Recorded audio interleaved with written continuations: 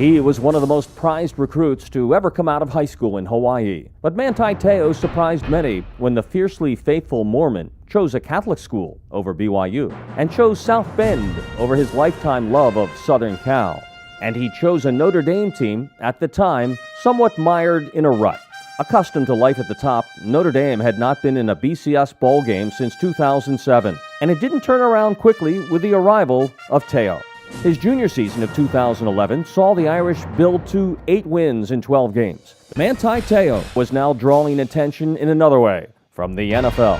At 6'2", 260 pounds, and with 19 tackles for losses, number 5 could have grabbed the money. Instead, he returned to South Bend for a senior season that is now the stuff of Irish legend.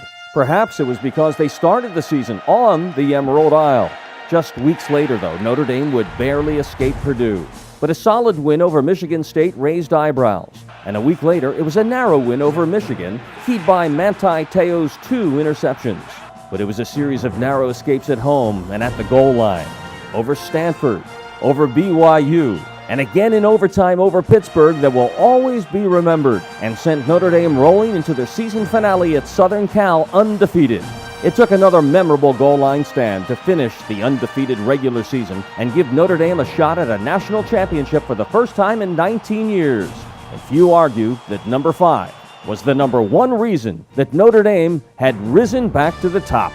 So many agreed that for the first time in 32 years, a defensive player gathered the votes needed to lead all. And the Maxwell Football Club is proud to award its 76th Maxwell Trophy to Manti Teo of Notre Dame.